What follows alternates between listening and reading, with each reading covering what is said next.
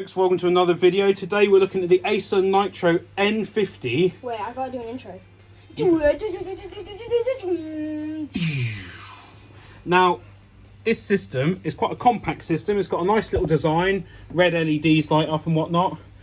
A couple of things that I've noticed. First of all, the cable management's alright, not too bad. We have upgraded the graphics card. It comes with a blower style RTX 3050. That does mean it'll be very noisy, but we've put an RTX 2080 XC in there instead.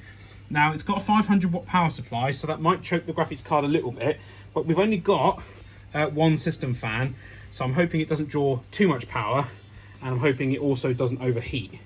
But if it does, we've got room to add another fan in the front and one in the top as well to draw heat out.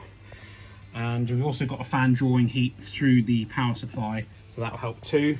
Also, I have something to say. So, when you see a video that you don't like and you comment bad things, or if you see a video that's like, I'm flying and then like they're on a swing, if you type, like, slash they're on a swing or something, then you may not like that they were lying or something, but when you comment, that actually supports the video. So just don't comment, just like it, and you won't get anything else on your algorithm. So. That's a good idea. Don't engage with it if you don't like it. Now, it's got 2 sticks of RAM in there, so you get the dual channel set up on that, so that'll help with your performance of your games. It's only got a basic box style cooler on the CPU, but we're talking an i5 here, so it shouldn't be too bad. But let's go ahead and give it a go, see how it does in some VR and whatnot, and see what the temperature's like as well.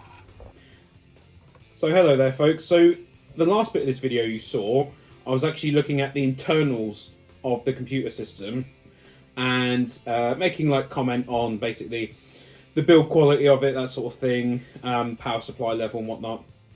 So in the end, we had to return to the 3050 graphics card that came in the system. However, there was a number of issues then with the Windows install. I honestly thought going straight into Windows and removing the driver software for the 3050 and then inserting the 2080, I assumed that would be okay. But apparently this pre-built system from Acer seems to have some sort of issues with me doing that. So in the end, I had to do a system restore. And because the client just wanted to basically play their system, they didn't want to wait for... like, for example, I thought probably a full Windows reinstall would be the answer, but you're talking a good few hours really doing that. So we left it with the 3050 in there. Now, their old computer they had didn't actually have any kind of discrete graphics card at all in there. So, unfortunately, because of time constraints and an issue with my filming my camera, I've had to just basically resort to going on this website, TechSpot, and I'll show you the performance metrics of the graphics card from there. Now, a little bit of backstory on their previous computer. Like I said, it did have a Core i5, but it was a pretty old one, and it didn't have any kind of discrete graphics. So playing anything besides maybe Minecraft on the lowest settings was an impossibility. So although this isn't the highest end graphics card, it is probably about 500 times better than what this person had before. So you can pick them up for around £250. It is a blower style card, which isn't ideal, but given the somewhat fairly limited airflow in the case, that probably actually isn't a bad thing. So the case only has a 500 watt power supply, which in theory would have been enough to run the 2080 graphics card, but it kept crashing out, and I think it was due to Windows errors, but I didn't really have time to do a full suite of testing and reinstalling Windows and all of that sort of thing. Then, of course, you'd have to do a stress test on it to make sure that the sort of a relatively unbranded power supply could cope with it. So it, unfortunately, it wasn't to be. So they've been left with this RTX 3050, which is what came with the system, and let's have a look at the performance metrics on here. So, as you can see here, you know, props to TechSpot for doing all of this, but I thought this is the easiest way to show you because I can't actually now film that. So, Assassin's Creed Valhalla 1080p. This person's TV they've got to run the computer on is actually, I think, a 720p. TV. So you can take these numbers, these are 1080p with medium quality, and you're getting 59 to 79 FPS with that. So if you drop it down to 720p and maybe even apply a bit of DLSS, you could actually get a pretty good locked 60 frames per second with a higher quality rating on there as well. And this is how it compares. Obviously, they've done the work to compare it to various other graphics cards. Unfortunately, it won't support DLSS 3.5G.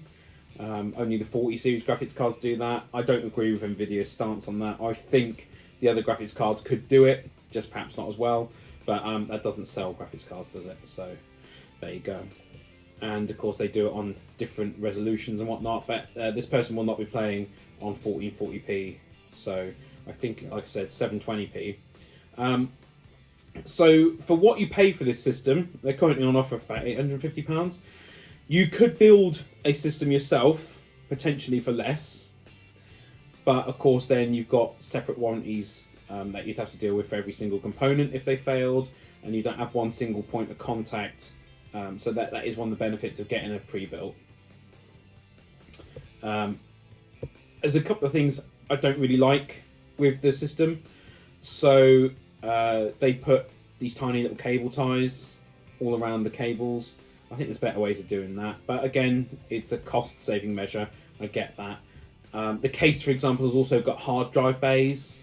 I don't think anyone's going to be using hard drives anymore, unless you're, putting huge amounts of data on there, for example, from videos and whatnot. Maybe it would make sense to have a hard disk, but overall, I think that space is somewhat wasted, and I think they would have been better leaving that for additional airflow through the case instead. And it kind of makes you feel maybe it's an old internal design of the case. I do like the look of the case. Some people might say it's a bit over the top with all the angles and the red light and that. But I do like that sort of thing.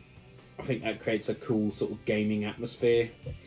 So obviously, if you're going to play sort of competitive games on it, it's going to be absolutely fine for that. It's going to do a good job. I mean, in all honesty, it's not going to do a bad job with most things. It's just, it's not as powerful as an RTX 2080. But there is something to be said for having a brand new graphics card. These things don't generally tend to last forever, but you could get better performance with putting a different graphics card in there. But like I said, they only comes with a 500 watt power supply, and it is an unbranded one. And of course, it's pulling air from the inside of the case out instead of pulling from the bottom of the case. That is better for reducing dust buildup in the power supply. But unfortunately, as a result of doing that, it means it is fighting for airflow with the graphics card. So that could also be an issue. I don't like the fact that the SSD doesn't have a heatsink on it. Again, it probably won't be an issue, but I kind of feel like if you can keep things running fairly cool and for like the absolute minimum price, why wouldn't you? But again, I understand sort of margins on these things are very thin, and it's also not great that it only has one exhaust fan on it, and it doesn't have a tower cooler. It simply has a box cooler, which means all the hot air from the CPU, which admittedly won't be tons and tons, but that all simply gets blown across the VRMs and stuff on the motherboard. And that then brings me to the motherboard, which is of course just a cheap generic one that they put in there to sort of get it as cheap as possible. I understand that, but it does make upgradability perhaps somewhat of an issue, and overclocking is pretty much a no-no. So these are some of the performance metrics you can get. So if you're playing something like Doom Eternal, you're still going to get a really good frame rate. I mean, you could even turn ray tracing on that, and you'd still get a decent frame rate. So I think for the money, you could do better if you built it yourself. But if you're looking for ease and you're looking for something that looks fairly good, although it does have a bit of bloat on there, you've got the obvious McAfee, you've got Acer's own software they put on there. I think you could probably do best to remove a lot of that. But the frame rate's not terrible, to be honest. They're not terrible. And I think you could do a lot worse. For example, people get a little bit drawn to things like Temu, and they purchase, or AliExpress, purchase graphics cards on there, which are just rebrands of old graphics cards, get you really low performance, and you think, well, if you have that little amount of money to spend on a PC, a gaming PC, you might well be better off just getting a PlayStation 5 at that stage. But this, at these lower resolutions, especially if you use, for example, in Cyberpunk here, if you were to use DLSS and then also use AMD's FSR3 with the upscaling, sorry, with the frame generation, you could actually hit a better frame rate in theory than what you would get on the consoles. So it makes sense then. Of course, it's worth bearing in mind this computer without a monitor or mouse and keyboard is already getting on for twice the price of PlayStation 5. But you can do a lot more with this computer. You could, of course, do streaming more effectively. You can make videos on it. You could even do work on it. So it is good for that sort of thing. And it is a nice small sort of chassis. It's not heavy. It will fit in most spaces that you've got. But would I purchase one? Again, with all these things, it really depends on the use case scenario. For me personally, no, it's not powerful enough. I like to get a locked 120 FPS with 1080p and the highest settings. So that's obviously not going to do that. But for someone, maybe a younger gamer who's just getting started out in the PC space, and if you really don't know or don't want to build your own, this could be a good option. So again, I'm sorry I wasn't able to actually film any of the game's performance, and I wasn't able, in the time that I had, to get the 2080 graphics card working in there.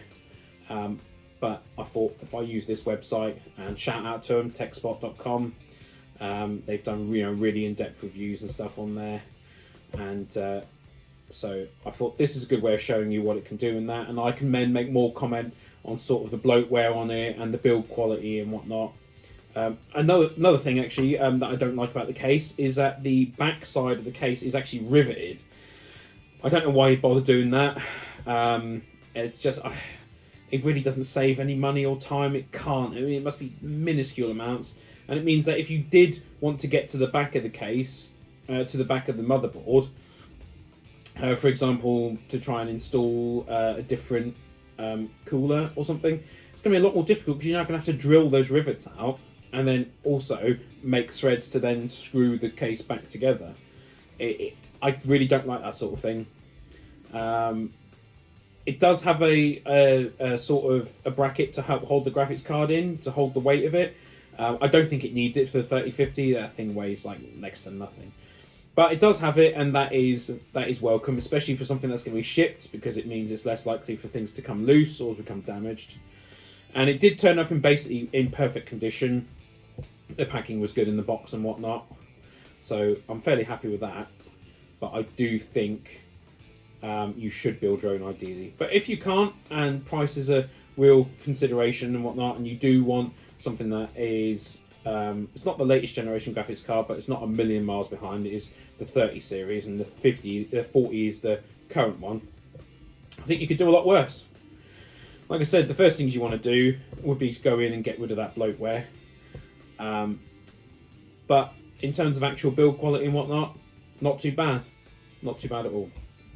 So I hope you've enjoyed this video, and if you have, please remember to hit that like button, leave me a comment, subscribe to my channel, and feel free to share this video on all your socials.